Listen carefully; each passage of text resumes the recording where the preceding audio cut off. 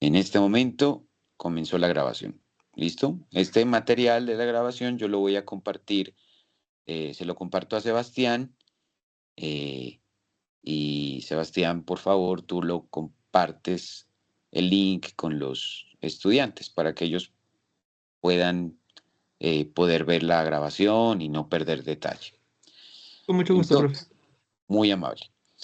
Bueno, entonces, voy a comenzar con un repaso, teniendo en cuenta que ustedes pues ya vieron las clases anteriores y que ya han adelantado algunos conceptos sobre series de tiempo. De hecho, lo que Byron me comentaba era que ustedes ya estaban listos para analizar datos de panel.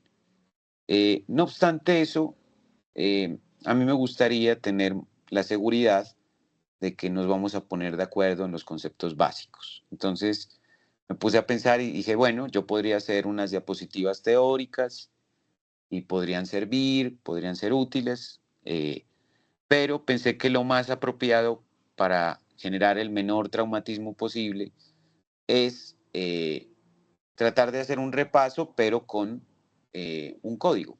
Entonces, para esta primera sesión, y yo creo que parte de la segunda, la idea es que revisemos un código de conceptos básicos. Entonces, he intitulado esta presentación Econometría de series de tiempo. Es una versión didáctica, no es una versión compleja.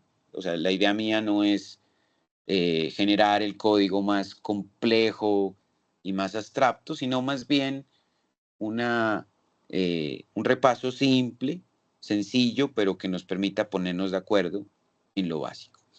Entonces, en R, como ustedes saben, se trabaja con unas librerías y unas paqueterías. Eh, la econometría de series de tiempo se concentra en un aspecto crucial para el estudiante que radica fundamentalmente en que el estudiante pueda desarrollar una capacidad predictiva a través de las series de tiempo, utilizando modelos eh, de series de tiempo a nivel básico.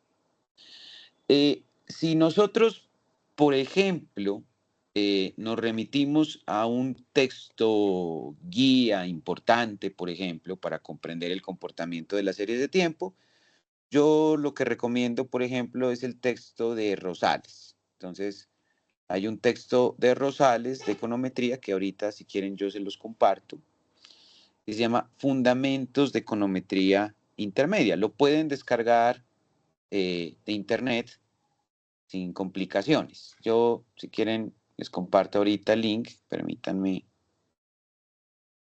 se lo paso en este momento a Sebastián. Sebastián, que les comparta el link. Este libro es un libro que no es tan nuevo.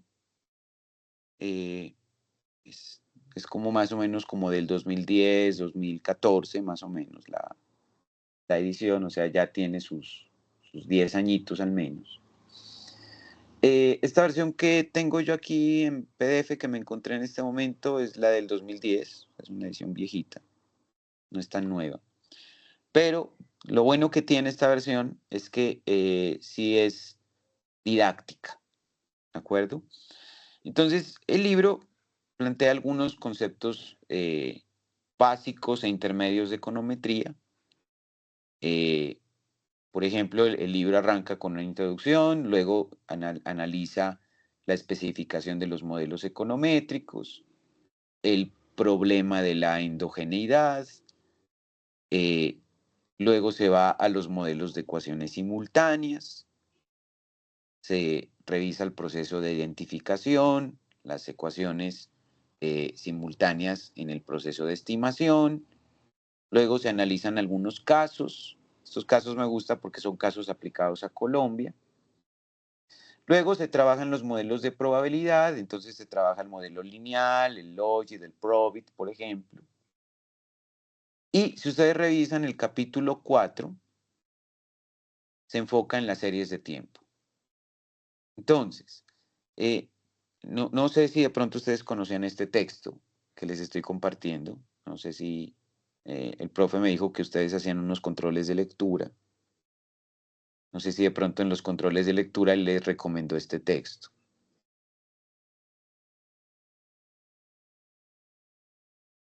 Porque No, por lo que entiendo, trabajaron con Gulbrich y Gujarati, me parece.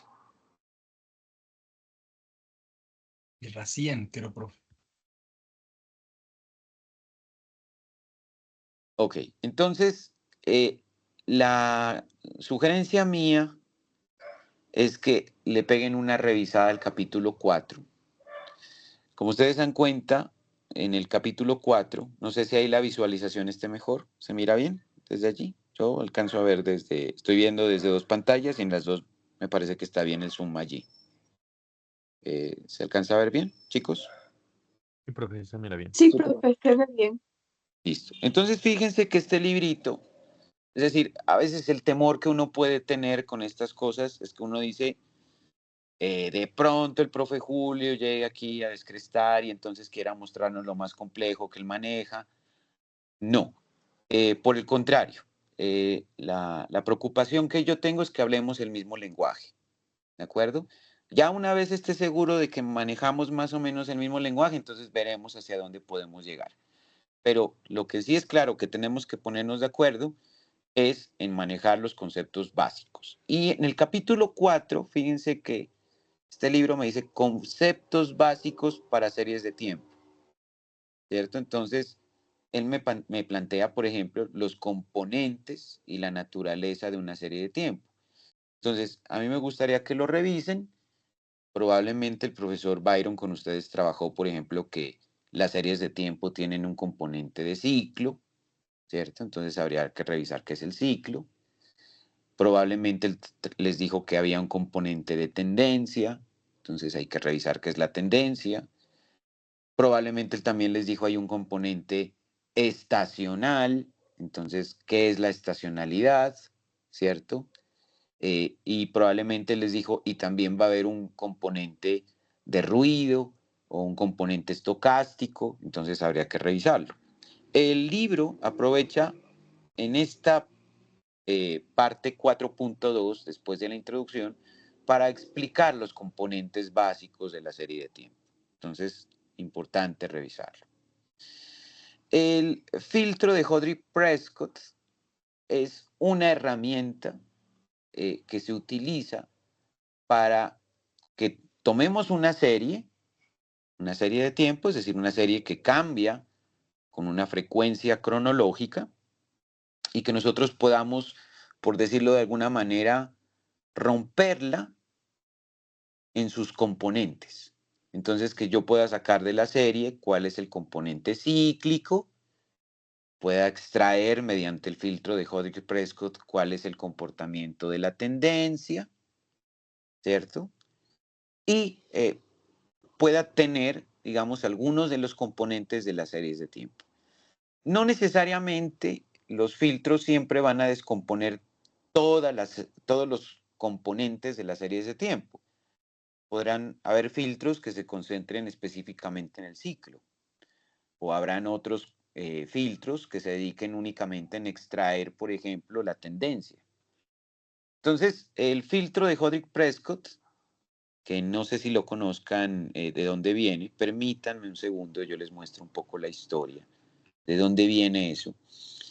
Este es mi curso de macro y en mi curso de macro yo les dejo unas lecturas a mis estudiantes. Y una de las lecturas que les dejo es la base del modelo RBC. Muchos hablan del filtro de Hodrick-Prescott, pero pocos saben de dónde nació. El filtro de Hodrick-Prescott no nació tanto por el lado de Hodrick, sino por el lado de Edward Prescott. Prescott, en el 82, en noviembre del 82, en una revista que se llama Econométrica, él publicó un artículo que se llama Time to Build and Aggregate Fluctuations. Y él lo que pretendía en el artículo era introducir una técnica que le permitiera a él tener un buen ajuste a la hora de explicar el consumo y la inversión. Específicamente, después del periodo de la posguerra, ¿de acuerdo? Entonces él lo plantea aquí, dice, the equilibrium growth model is modified and used to explain the cyclical variance of a set of economic time series, the covariance between real output and the other series, and the autocovariance of output. The model is fitted to quarterly that for the post-war U.S. economy. Crucial features of the model are the assumption the more than on-time period is required for the construction of the new productive capital. Entonces ahí me está diciendo él que uno de los elementos que le interesa a él, a Kindland y a Prescott, era medir un poco la actividad económica después de la posguerra.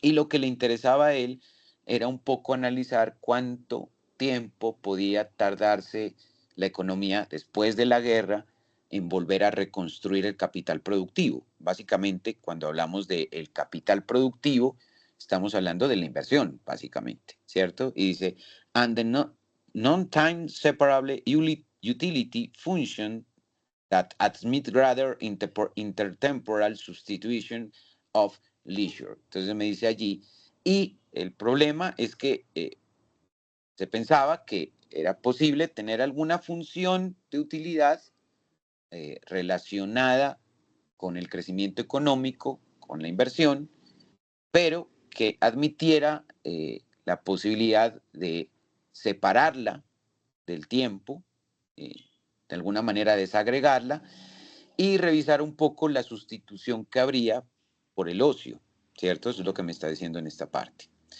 En la última línea, en esta línea que tenemos aquí, el mismo Prescott me dice, the fit is surprisingly good in light of the model's simplicity and the small number of free parameters.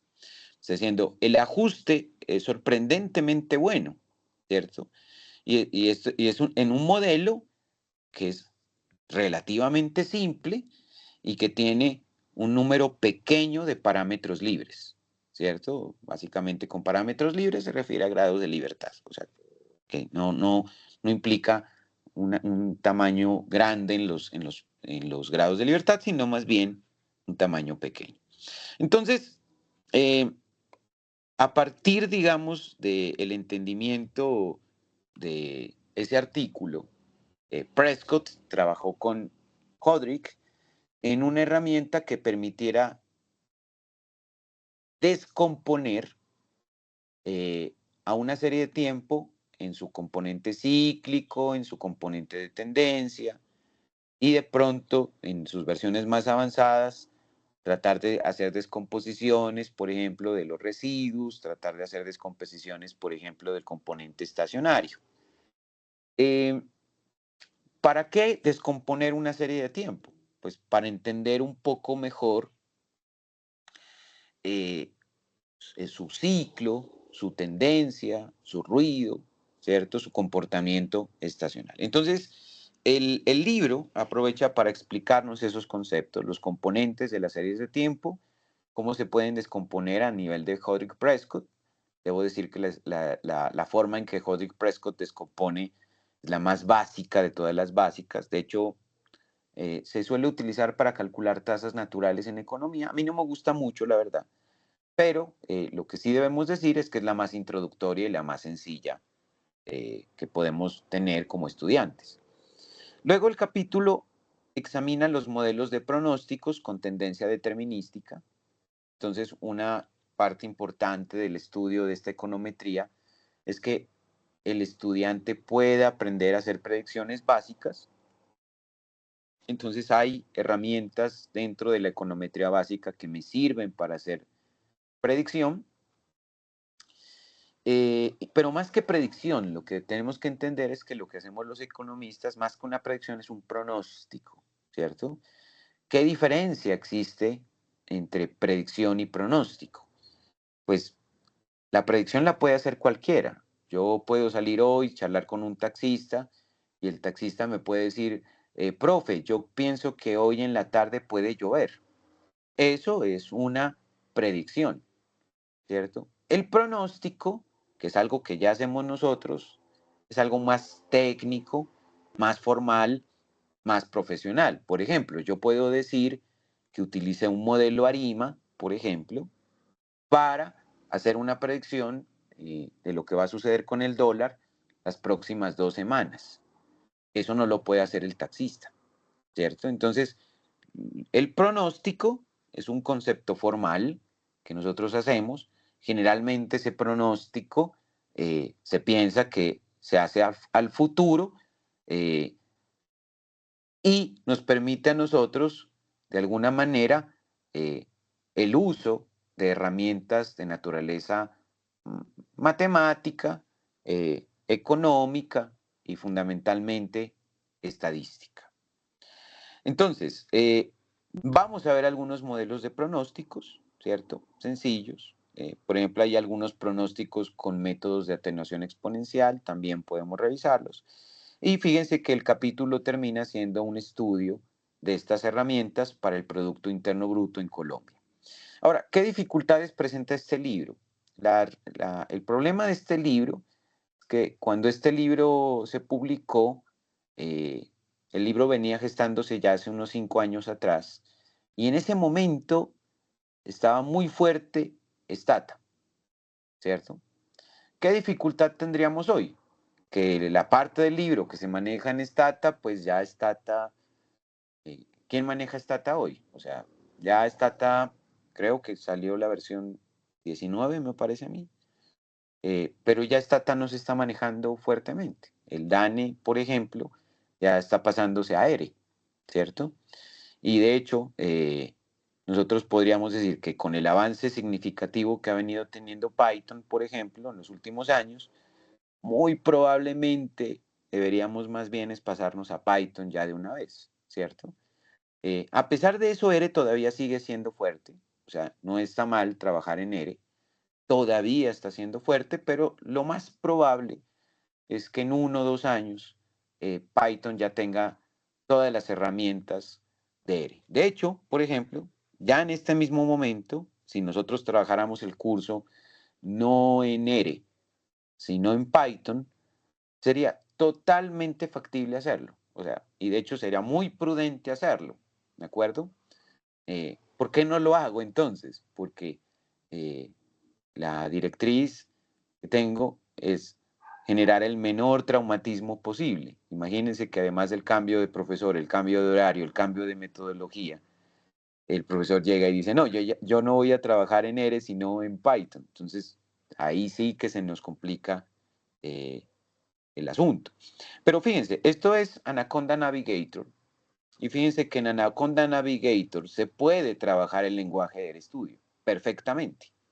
Es decir, que lo que estoy planteando en este momento es que Python se convirtió en una herramienta tan poderosa al día de hoy que absorbió a RStudio, lo absorbió y comprende todas sus herramientas. Porque la crítica, por ejemplo, que se podría hacer en términos de software es que R se especializa más en lo estadístico, tiene más herramientas para econometría, en cambio Python puede ser que tenga algunas herramientas de econometría y de estadística, pero no estén tan desarrolladas como R, ¿cierto? Y hay una discusión larga que usted puede encontrar en las redes sociales, en YouTube, en los portales especializados, sobre qué es mejor para una econometría, si R o Python. Esa discusión es inútil, y es inútil en el sentido de que si entendemos, por ejemplo, que Python absorbió a R, pues si lo absorbió, ya Python es la herramienta, ¿cierto? Y la tenemos el día de hoy. O sea, Python es la herramienta. Sin embargo, no hay problema. Es decir, trabajar hoy con R es trabajar con un software poderoso, que además de eso es gratuito, eh, y es una herramienta bastante competitiva, ¿de acuerdo? Es una herramienta bastante competitiva hoy. O sea que no tenemos lío si seguimos trabajando con él. Pero, ¿qué sí debemos anticipar? Que por lo menos en unos 2 o 3 años, ya probablemente eh, la mayor parte de los econometristas pues se muden a Python, ¿de acuerdo? Y entonces hay que aprender Python también. Bueno, el capítulo 5 del libro introduce a la metodología de Box-Jenkins. Como ustedes saben, la metodología de Box-Jenkins es una metodología exclusivamente diseñada para generar pronóstico de las series de tiempo mediante la identificación de las denominadas medias móviles y mediante la identificación de los esquemas autorregresivos. El capítulo 5 aprovecha para explicarnos esos conceptos. En los conceptos básicos,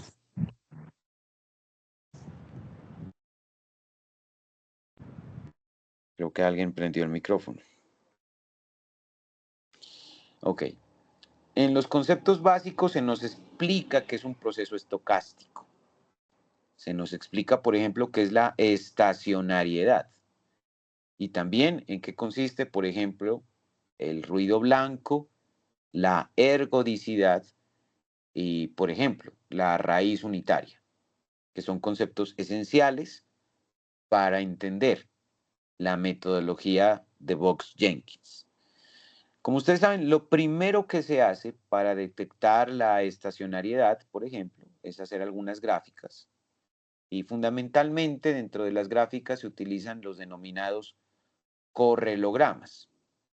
Los correlogramas nos permiten identificar si hay unos patrones en las series de los componentes de las series de tiempo e identificar si hay algunos problemas, como por ejemplo la raíz unitaria.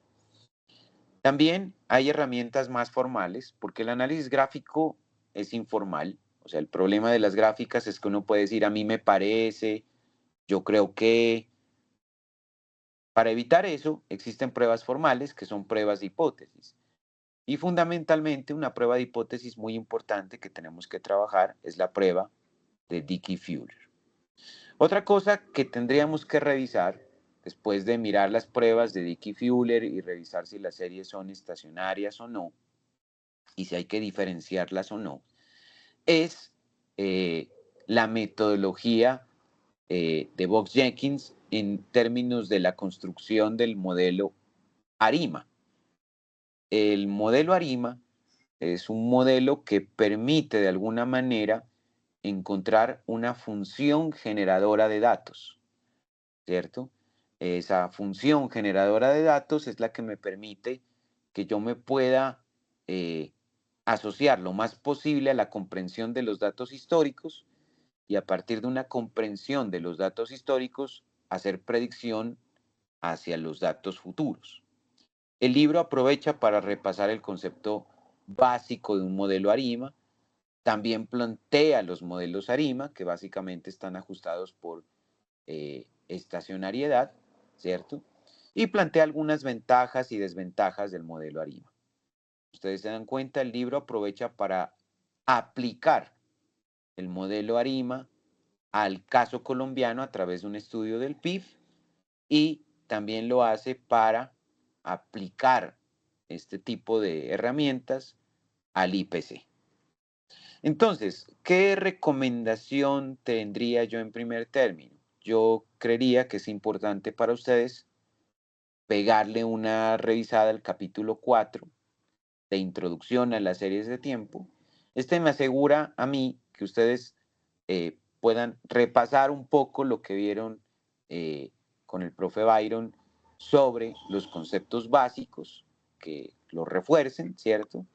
Y el capítulo 5, que hace alusión a la metodología más básica de predicción, que es el modelo ARIMA. ¿De acuerdo? Hasta aquí. ¿Me siguen más o menos en cuál sería mi plan para poder repasar los conceptos básicos? ¿Hay alguna duda?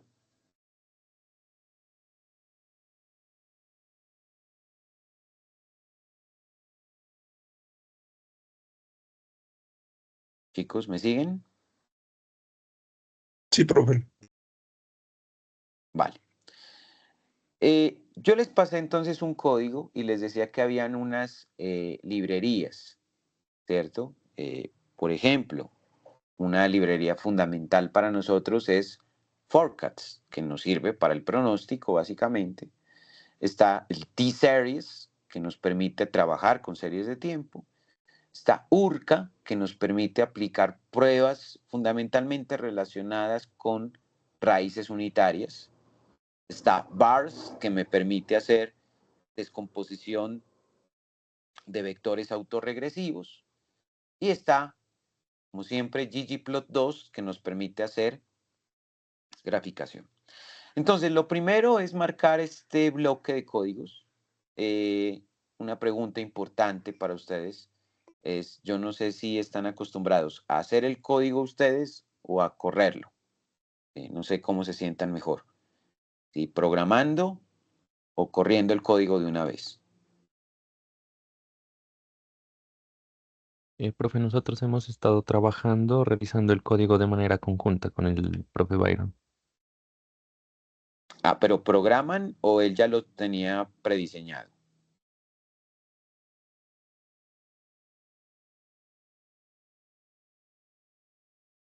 Es decir, ustedes... Profe, Sí. por lo general, el profe Byron conectaba el computador al televisor y iba programando él junto con nosotros. Nosotros seguíamos la clase. Ok, él programaba con ustedes. Sí, así como solíamos hacer en Datos Panel, como al principio de la clase, algo así. Ok, vale, listo. Bueno, podríamos hacer algo parecido si lo consideran en las clases que vienen, porque por ejemplo el código que les traigo ya está hecho, o sea, ya es solamente correrlo y funciona. Entonces no me demoro tanto en la programación, sino que más bien me pongo a explicar los conceptos, ¿cierto? Que es algo que me interesa en esta primera parte. Pero podríamos pensar en las próximas clases como que nos sentamos sobre leer en blanco y empezamos a programar sobre leer en blanco. Aunque bueno, el problema de esta metodología, que no es mala, es que sí nos podríamos demorar más mientras programamos, ¿no? Entonces, cuando uno ya tiene el código prediseñado, pues avanza más rápido. Entonces, bueno, tendríamos que revisar ese tema, pero no le vería problema. Si nos vamos por un camino o por otro, no hay problema. Es decir, si es necesario sentarnos a programar, pues nos sentamos a programar, no hay problema. Ok, aquí yo tengo que hacer un comentario y es, si por ejemplo, si los library no me llegaran a funcionar, la probabilidad más alta es que no tenga instalados los paquetes. En este caso, por ejemplo, si no llegara a tener, por ejemplo, URCA, entonces antes de aplicar el library o el library, yo tendría que colocarle la instalación de la paquetería. Esa instalación se hace con este comando, install that package, se abren comillas allí y se coloca, por ejemplo, URCA, ¿cierto? Que es la paquetería que nos permite el acceso a las herramientas que nosotros necesitamos para hacer el análisis de raíces unitarias, ¿cierto? De hecho, se llama URCA porque la primera parte, UR, es de Unit Root, ¿cierto? Entonces, por eso se llama URCA. La primera parte es porque es una paquetería creada exclusivamente para el análisis de raíces unitarias. Entonces, si por ejemplo llegara yo a tener algún problema con el library, es porque no estaría instalado URCA y por ese caso, por esa razón, yo tendría que correrla nuevamente. Ahora, como yo ya la tenía corrida, en mi caso, por ejemplo, él me dice error, porque él me dice que ya estaba instalada, o sea que no es necesario que algo que ya tenía yo instalado lo vuelva a instalar, ¿cierto? De todas maneras, R me da la posibilidad de que lo vuelva a instalar aun cuando ya está instalado, pero eso no tendría sentido, no tendría lógica, ¿cierto? Entonces, sí, claro, yo le podría decir que sí, y lo que pasaría es que él volvería a instalar otra vez URCA, pero en mi caso no tiene sentido porque ya está instalada. Entonces, simplemente le doy que no, ¿cierto? Y no la instalo porque no la necesito. ¿Cómo sé que la necesito? Pues, por ejemplo, si al correr library URCA, ¿cierto? Él me dice error, es porque no la tengo instalada. Pero, fíjense que en este caso, por ejemplo, en mi caso, URCA ya estaba instalada, entonces simplemente library funciona. Si alguien está corriendo código conmigo, ¿tuvo algún inconveniente en esta primera parte? ¿Le salió algún tipo de error?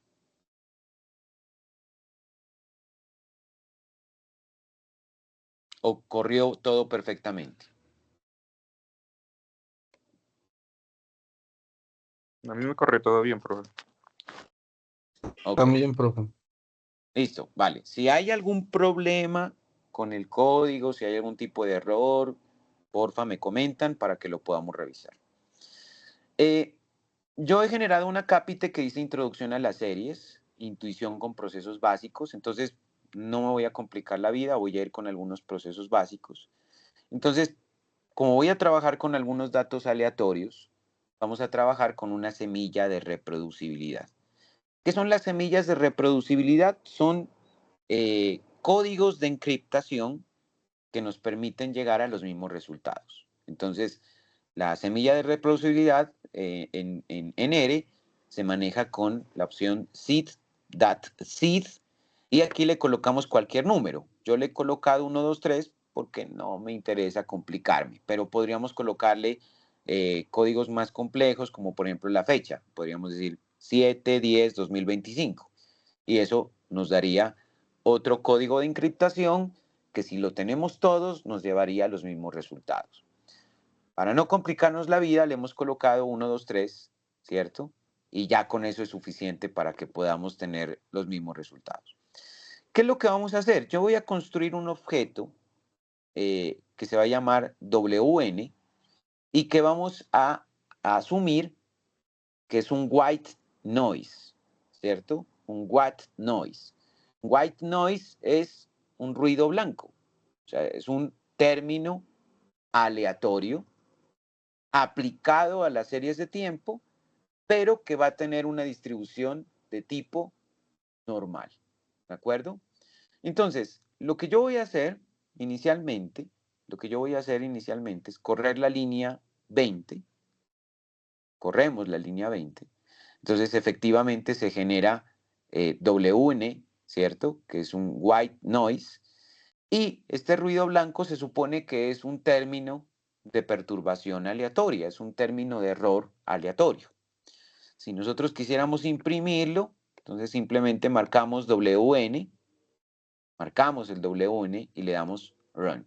Y eso me da 200 datos, porque aquí lo que dije fue que iba a crear 200 observaciones que siguieran una distribución normal. ¿De acuerdo? Ustedes saben por la econometría básica que uno de los supuestos esenciales del modelo clásico es que la serie de errores tenga una distribución normal. ¿Qué es una distribución normal? Pues que los datos se distribuyan normal, esto es, con media igual a 0 y varianza constante. Eso es una distribución normal. Entonces, fíjense que estos datos que tenemos aquí intentan, digamos, seguir una distribución normal a través de números aleatorios. ¿Cómo garantizamos que eso haya sido así? Primero, es una time series y nos hemos asegurado de eso utilizando el código TS, que me garantiza que hemos creado una serie de tiempo. Los datos de la serie de tiempo suponen que tienen una frecuencia de 1 y si bien no le he dicho si son días, si son minutos, si son horas, si son semanas, si son años, si bien no le he aclarado eso, tiene la estructura de una time series. De hecho, aquí en el Global Environment me dice time series, o sea, que la parte ya de serie temporal la tiene incorporada, a pesar de que no le he dicho qué tipo de frecuencia tiene. Con RNorm, básicamente este RNorm, ¿cierto? Se está generando números aleatorios. Esa R es de random y norm, pues de normal. Entonces son números aleatorios, pero que siguen una distribución normal. Y este 200 lo que ha hecho es simplemente decir cuántos números se van a generar, ¿cierto?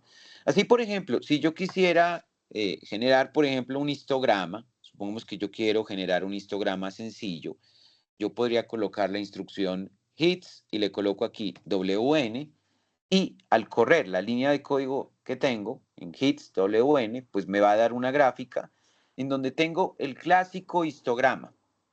Y el histograma me estaría diciendo, oiga, esos datos aleatorios, ese ruido que usted acaba de crear, esas 200 observaciones graficadas a través de un histograma, pues tienen una tendencia, ¿cierto?, hacia una distribución normal, ¿cierto?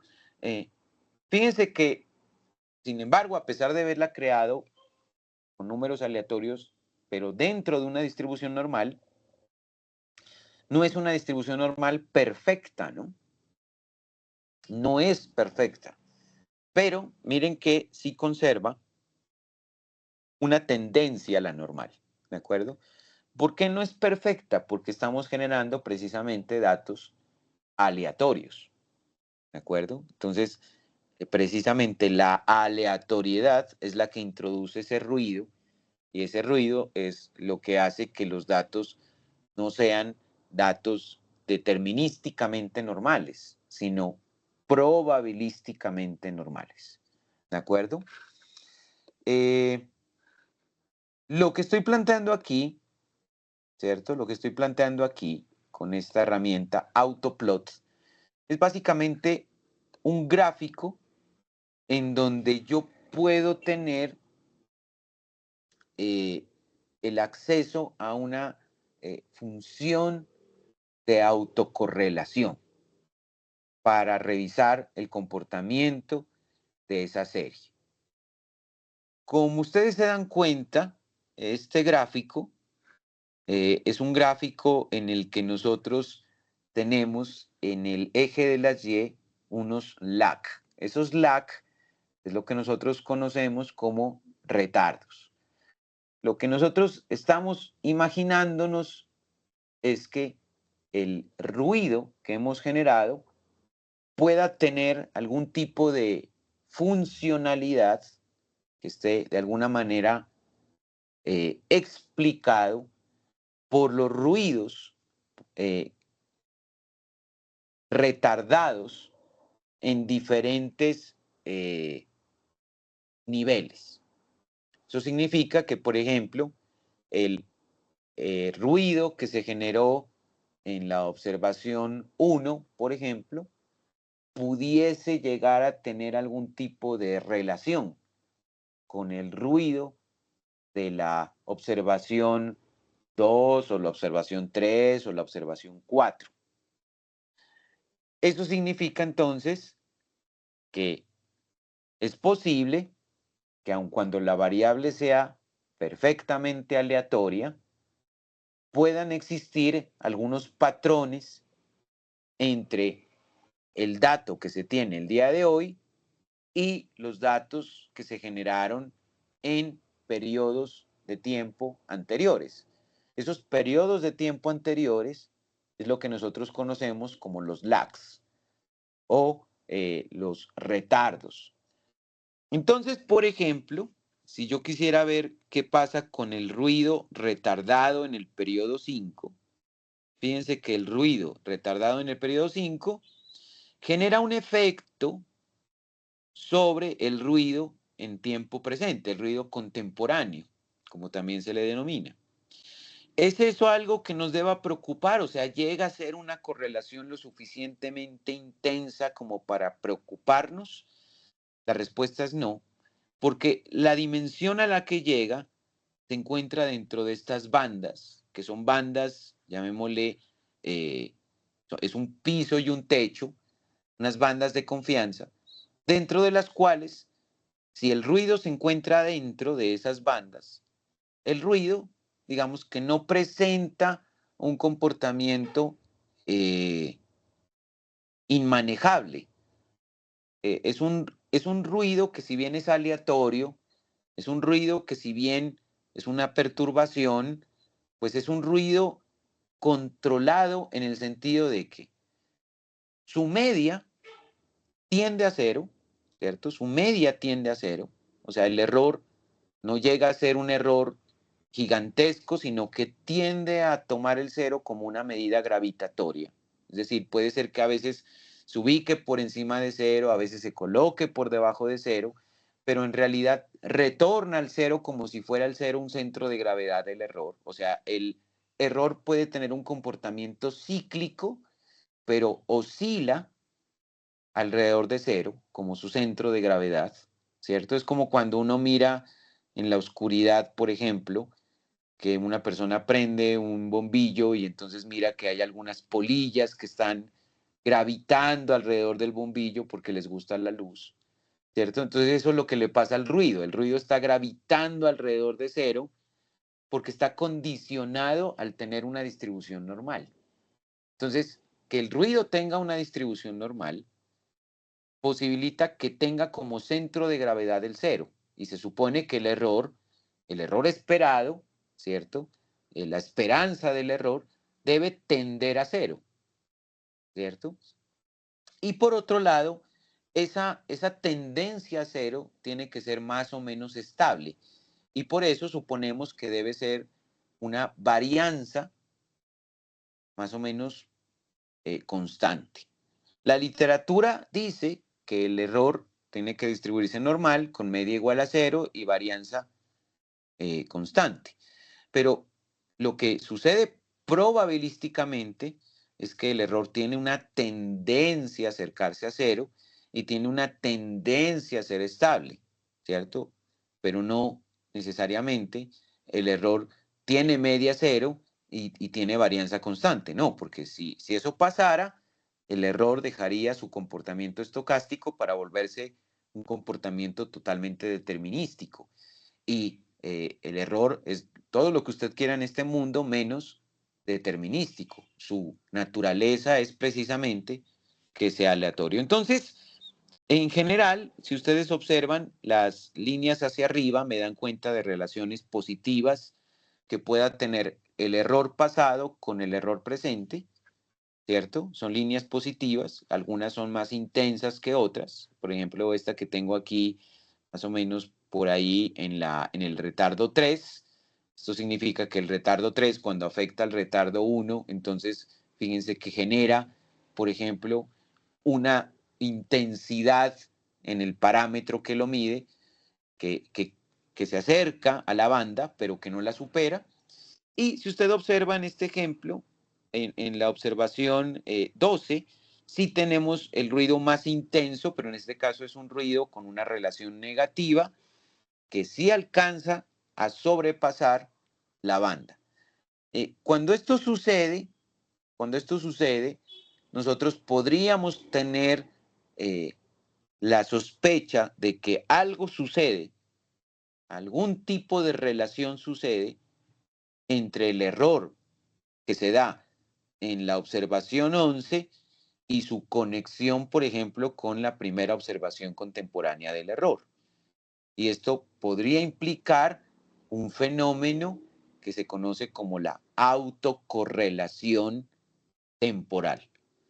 Este fenómeno debemos nosotros tratar de verificarlo porque si hay autocorrelación, eso significa que es posible que el error pueda llegar a tener un comportamiento sistémico, y si el error tiene un comportamiento sistémico y deja de ser aleatorio, entonces perdemos la capacidad de que el modelo pueda eh, abordar de manera adecuada el ruido que se pueda tener en una variable.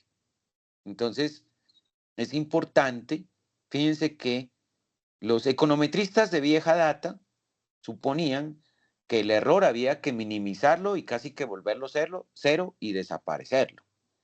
Pero los estadísticos, más que los econometristas, los estadísticos y sobre todo los estadísticos nuevos, han llegado a la conclusión de que eso podría generar un problema que se llama el sobreajuste. Y es que si se elimina el error, ¿cierto? En un modelo, eso puede pasar en el modelo, pero en la práctica el error no se elimina. Y entonces, al eliminar el error en el modelo, al minimizarlo, ¿cierto? Al reducirlo, al contenerlo en el modelo, eso podría generar un choque cuando en la realidad los datos sí tienen un error y ese error no se está controlando en la práctica. Entonces, el overfitting o el sobreajuste se da cuando enfrascamos tanto en que el error tiene que desaparecer, que lo minimizamos en el modelo, y cuando utilizamos el modelo para revisar la realidad nos encontramos que la realidad y el modelo no corresponden, y es porque se ha hecho un sobreajuste. ¿Qué es lo que deberíamos hacer nosotros? Lo que deberíamos hacer nosotros es comprender que hay un error, entender la dinámica del error y tratar de modelar el error, así sea aleatorio. ¿Y cuándo es más fácil hacerlo? No será más fácil hacerlo cuando ese error está controlado. ¿Y cuándo sabremos que está más o menos controlado? Cuando esté, por ejemplo, en esta función de autocorrelación, que esté dentro de las bandas. Entonces, por ejemplo, este error parecería muy controlable en general, a excepción de lo que sucede en el retardo 12, que es cuando se sale de banda. Pero en general, si revisamos todo el comportamiento que tenemos en los diferentes lags que hemos colocado, que aquí creo que me muestra 20, 21, 22, 23, 24, en estos 24 lags, ¿cierto? En general se observa que está más o menos controlado. O sea, es un error que probablemente se deje modelar, se deje entender, y eso es lo que nosotros precisaríamos. Ahora, fíjense que eso sucede de esa manera si yo, por ejemplo, supongo que la distribución es normal. Pero, por ejemplo, supongamos que yo le cambio a una distribución diferente. Por ejemplo, supongamos que me cambio de la normal, me paso a una uniforme. Entonces, vuelvo a simular el ruido blanco, ¿cierto? Run. Si quieren, podemos imprimir los nuevos datos. Entonces, imprimo. Estos son datos diferentes porque tienen una distribución diferente. Y si nosotros generamos, por ejemplo, el histograma y vemos qué sucede con ese histograma, fíjese que el histograma ahora cambia de manera significativa. Fíjese que ahora, con una sola mirada al histograma, podríamos nosotros concluir que eso ya no se distribuye normal. Y de hecho, la forma en la que está más o menos distribuida la data a través de la frecuencia, ¿cierto? Me dice que esto no se distribuye normal y que en realidad los datos tienden a los bloques, si bien tienen algunas diferencias, tienden más o menos a parecerse un poco. Por eso, a estos datos nosotros les llamamos datos uniformes. En una distribución uniforme, fíjense que, por ejemplo, no hay convergencia alrededor de cero. Las colas no se vuelven más livianas en la medida que los datos avanzan o positiva o negativamente. De hecho, no tenemos datos negativos aquí. Lo que sí pasaba en una normal. En la normal teníamos datos negativos. Aquí ya no los tenemos. Y si, por ejemplo, nosotros aplicásemos el análisis de la función de autocorrelación y revisáramos lo que sucede, fíjense que ahora tenemos un comportamiento que, si bien en términos generales podríamos decir que está aún así algo controlado. Fíjense, por ejemplo, que aquí tenemos en el primer retardo que la banda es superada por la intensidad del primer lag, ¿cierto? Asimismo, en la observación 10 es mínimamente superada, en la observación 14 es mínimamente superada. Entonces, con esto hay que conectar dos conceptos fundamentales, y es, si yo tengo un error que se distribuye normal, es más fácil que la función de autocorrelación me genere intensidades en los parámetros que estén dentro de banda, y por lo tanto que la función de autocorrelación me diga, oiga, ese error está más o menos controlado, es parsimonioso, está dentro de banda, se puede modelar el error. Pero si no se cumple el supuesto de normalidad, es muy posible que se tengan problemas con la función de autocorrelación. Entonces hay una conexión entre los supuestos, porque a mí me dicen en la econometría 1, me dicen, el error tiene que tener una distribución normal. La justificación es simple. Me dicen a mí, hay una ley de grandes números, hay un teorema de límite central que me dicen que si se aumenta el tamaño de muestra, entonces la serie converge a la normal, ¿cierto? Pero fíjense que si no garantizamos o no nos percatamos de que la distribución sea normal, puede ser que nuestro análisis de autocorrelación se encuentre viciado. Alguien me podría decir incluso, profe, pero yo veo que la autocorrelación está contenida dentro de bandas, entonces no hay problemas, profe. El problema es que, como se esperaría que el error sea normal, y lo que estoy utilizando es un error con distribución uniforme aplicado a la función de autocorrelación, este análisis podría estar desvirtuado porque el análisis de la función de autocorrelación en econometría espera que los datos que vamos a colocar aquí sean normales. Si no lo son, empezamos a tener problemas. Hasta el momento, ¿hay alguna inquietud? ¿Hay alguna duda? Por favor.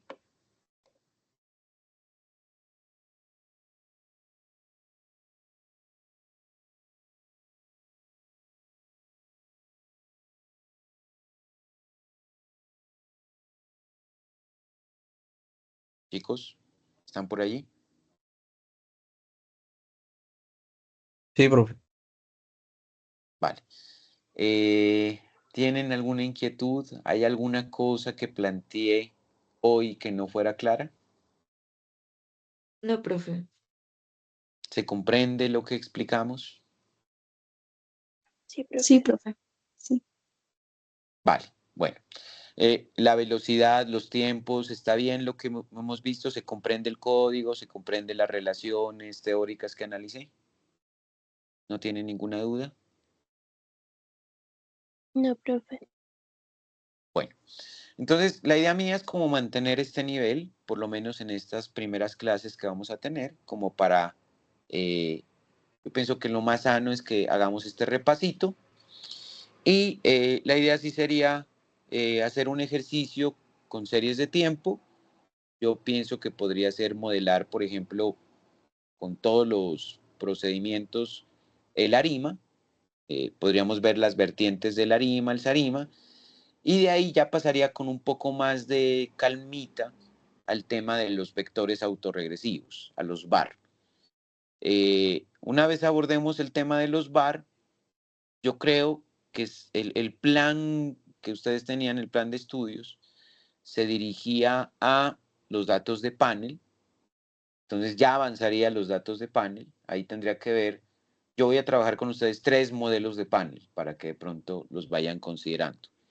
Igual, si quieren ir adelantando esa parte, es decir, si probablemente yo esté muy lento en este repaso y alguien quiera avanzar un poco más, el libro que les recomendé,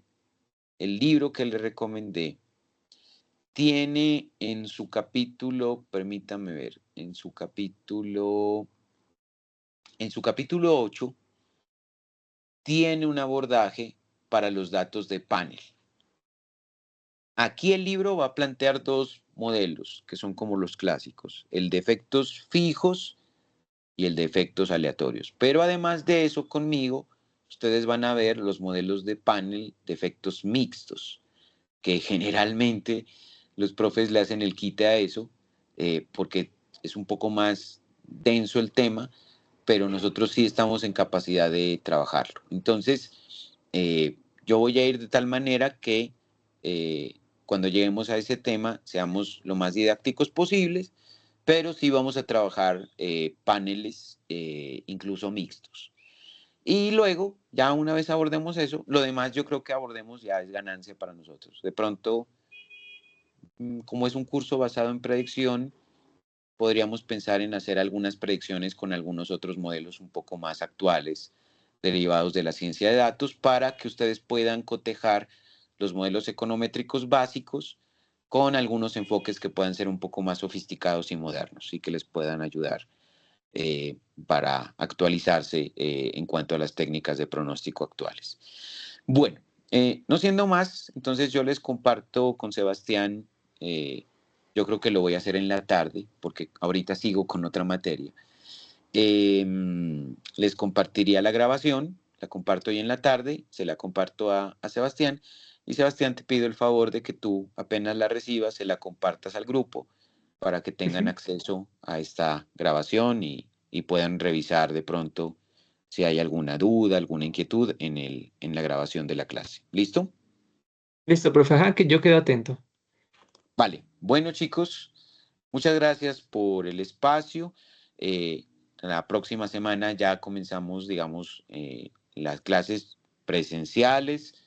Es lo más sano para nosotros la clase presencial, pero para las personas que tienen alguna dificultad, pues yo pienso que podríamos dejar grabaciones de este tipo. O sea, yo en las grabaciones, si hay algo que me cuide, es tratar de ser lo más explicativo posible, porque sé pues que no es lo mismo la clase presencial a la clase virtual, pero trato de hacer que las grabaciones sean lo más comprensibles posible para que no vayan a tener inconvenientes. Entonces, no siendo más, les agradezco mucho y nos vemos la próxima semana. Muchas gracias a todos. Listo, profe. Muchas gracias. Gracias, Hasta profe. luego. Hasta luego. Nos vemos. Gracias, Hasta hasta luego, Bien. profe. Hasta luego. Chao.